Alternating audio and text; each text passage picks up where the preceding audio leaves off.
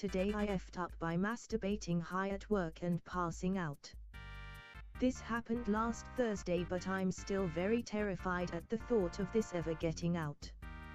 I'm married and work at a fabrication plant in the offices. I get moderately high at work a few times a week like a lot of people here do. Not a smart thing to do, I will admit that. I won't go into too much detail other than I do a lot of data entry, very monotonous. Got to work at 7, get some tasks and emails out and hit my vape pen with a THC cartridge at about 8. At 9, which is break time, I'm roughly at a 4, little more than a head change. Coffee has given me bubble guts, so I head to the crapper upstairs, instead of the one nearest me. I had no idea how good of a decision this was until later. I do this BC there are a higher ratio of female employees upstairs, so I don't have to wait for a stall as much as the crowded one on ground floor. Go in, no one is there, so I'm thinking hell yeah, I'll drop these turds and maybe rub one out if I can. This is also nothing new as I have jerked it plenty of times at work. So the bowels are empty and I'm on X videos, midway through a Sunny Lane doggy scene and getting close. Due to the fact that these stalls are narrower than the ones downstairs, my leg starts to cramp. Instead of finishing in a handful of TP, I decide I'll stand up, tuck back, and blast my seed into the toilet. I stand up quickly to execute my plan, start to come, and everything goes black. I come to out of foggy blackout world and am laying on my side. One of the stoner maintenance guys is shaking me loudly, whispering, "Hey dude, wake the F up. Hurry man, Kmo." I have no idea what has happened, but my phone is beside me still displaying the now stopped video. He goes, "Look man, put your dick in your pants. Break's been over for a couple minutes, someone will be here any time. Hurry the F up." I'm still very dulled but quickly get penis in pants and my stomach feels sick. Christ, I'm getting fired. He says, "Look, I'm not judging and I won't say crap, but if someone else had found you, you'd be in serious crap." Apparently when I stood up, the drop in BP, coupled with THC and endorphins from Climax, gave me an instant KO. He says, "Fix yourself man, I gotta go back to the floor." He unlocks the door, to which I say, "Why'd you lock the door?" He goes, "Well, I walked in and half of you is laid out under the stall, genitals out, and phone on floor with porn. I need a job like you do, so I tried to help and hoping you weren't dead or something." I thank him a lot, and am about to cry. He laughs a little and says, "It's cool man, don't worry, I won't say crap. But, for real, do you know where I can get some flour? I've seen you vaping but they hurt my chest." I say, "Yeah, I'll holler at you after work." He leaves. I have a red mark on my face from laying on the floor and red eyes. Go back to my office, put drops in, and nervously try to shake this whole thing off, which is pretty much impossible. By 3 p.m., I've calmed down but scared that this person, while helpful, may very well have taken pictures of my extremely exposed situation. I talk to him in the parking lot where we laugh about it, mine is forced. Tell him he'll find some flour and we part ways. I do not tell my wife as she will undoubtedly be mega pissed. She doest have a problem with MJ generally, but doing it at work, jerking off in a stall and blacking out will be a bad fucking deal. As I previously stated, I'm still on edge when I think about the very real possibility of this coming back to bite me, even after being insanely lucky. FML. Today I effed up by chatting to a stranger on FB, showing off my dong and now being blackmailed. Yikes. So I just found this community by discovering the post by u/Scrabbleship99 a year ago and basically did the same thing they did. I got a friend request from a nice looking girl from not too far away and decided to message her. No idea how she found my account, but I thought screw it, so I accepted and discovered that she had a friend who had mutuals with me.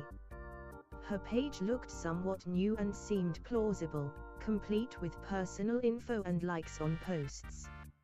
She seemed like a chill, laid-back ooey girl who really did find me on her suggested friend list, which was possible due to the one mutual friend. I asked a few questions to figure out why I was singled out. This was most suspicious because of the gigantic friends list she had. She answered my questions, and I answered hers, with minimal details. Then she said she wanted to have fun on the cam, and I thought, this shit again. Again, I was ready to block her and cover my cam, so I went ahead and gave her the thumbs up. Best case for me was to see a shy but sociable girl. What do you know, it was her beautiful figure completely naked, complete with a sex toy, she's playing with herself. Her audio was silent and she would lean in a few times to message me to show my schlog. I knew there was a huge risk, but my horny ass got prickled, and there goes the camera to my dorm. Now, it actually was a genuine show for about 15 minutes. Then after she closed out, she pulled the UVE bean screenshotted trap card, and I was here thinking, yep, shoulda seen this coming. I cracked a few sarcastic jokes asking her if she was really going to blackmail me with those, to which she responded with a list of FB people I did and didn't know personally. She then said that she would send the pics to them unless I pay her $500 right then and there. I'd heard so much about situations like these, so I tried to play it cool. I jokingly asked her why she was typing in all caps and said that I was also broke, so we began a price haggling until it settled to $300. By this time, I was really starting to panic and began to pull up forums about how to deal with this while I stalled for time. By then, I had messaged long responses to a group chat of most of my FB contacts explaining my situation while being forced to register an account on WorldRemit to send money to the Philippines. Even if our exchanges in that time were spaced further apart, she still had the opportunity to renege on our deal and immediately send photos, but surprisingly she didn't. By the time I'd stalled to the transfer page while sending her screenshots of false personal payment info, I'd filed a FB blackmail form, and some of the people in the group chat understood my situation. It was then I decided to completely block and report the person. Nearly 10 minutes later, another account sends me a friend request while threatening me further with 5 minutes before they'd send out the photos. Naturally, I blocked and reported without responding. However, there was still the threat of them sending the photos on other spam accounts. Honestly, right now it doesn't seem that bad, but still, this be the one stupid mistake I'd lose my sanity over if it somehow worsened by tomorrow. Today I effed up by walking naked with a fireman hat into my husband's work meeting. Throwaway account, as some of my friends know my personal account and I'd rather they don't find out about this. This happened 2 hours ago and I'm still not quite sure whether this is hilarious or absolutely horrifying, or both. So for context, I live with my husband Mark and 2-year-old daughter. Husband is pretty senior in his organization and works remotely. We're temporarily based in the US for my job and his employer is in Germany. Which means he's very frequently doing video conferences on Skype, and taking calls at sometimes odd hours, 8-hour difference with Germany. He's had to take calls at 5 a.m. not because he had to, but because he doesn't want him being in the US to be a disadvantage when it comes to interactions with his colleagues / superiors. They're doing him a favor by agreeing for him to work remotely, from home. I should state this was a pretty big win for him, as his employer is pretty old-fashioned when it comes to ways of working, hierarchical etc. Important piece of context. His office is also a guest bedroom, and where I keep my clothes. It's close to our own bedroom and bathroom. You probably see where this is going. Our routine in the morning is usually pretty standard. Kid wakes up between 6 to 7 a.m. I pick her up, play with her a bit, feed her, whilst husband gets ready. He then takes over, and I get showered, get dressed, and leave the house around 8 a.m. My husband takes the baby to daycare. Except this morning. Mark had one of those early video conference calls when these happen. He's the only person, out of 15, dialed on a big screen in their boardroom. This all-hands meeting started at 5 a.m. In those cases, I'm in charge of the tornado that is our daughter. For those that don't have kids, the process of getting a 2-year-old kid dressed is akin to convincing your drunken friend to get home after he's had too many tequila shots. There's usually crying involved. It usually doesn't work as smoothly as you'd want it to. And it takes time. That therefore means I have less time to get all the things I usually do by 8 a.m. And so I was in a rush. And I didn't think.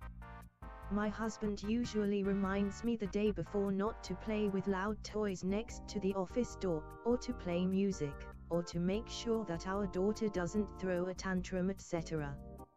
Our daughter once opened the door on him whilst he was in one of those meetings. Everyone saw her, so he introduced her to his colleagues. Everyone thought it was cute. Hold my beer. As I saw my daughter was playing nicely and quietly in our room that adjacent to the bathroom, I went for my shower. My daughter enters the bathroom to hang out. Not unusual. Wants me to wear this fireman hat and pretend to put out a fire in the bathroom. I oblige. As I get out of my shower, still cracking jokes with my daughter, I notice there's no bath towel. I'm wet and cold. What do? I rush to the guest bedroom where we keep spare towels, notice my husband is working but don't think anything of it, get to the shelf without saying a word to not disturb him and reach for the towel. Complete mind blank. As I do this, I'm on my toes reaching for it, I hear people laughing. The blood in my veins turns to ice. Mother of gods. This morning was one of those video conference mornings. I turn around, my husband turns to me with a look of agony. Here I am, butt naked in front of my husband's entire management team, wearing a fireman hat. I don't know what to do. To be polite, I look at the screen and say hi with a little hand wave. And I disappear on my tiptoes as if I hadn't already massively screwed up. I haven't yet caught up with my husband about this. These meetings are long and they are usually followed by a one-to-one call with his boss, but I'm worried I may have effed up.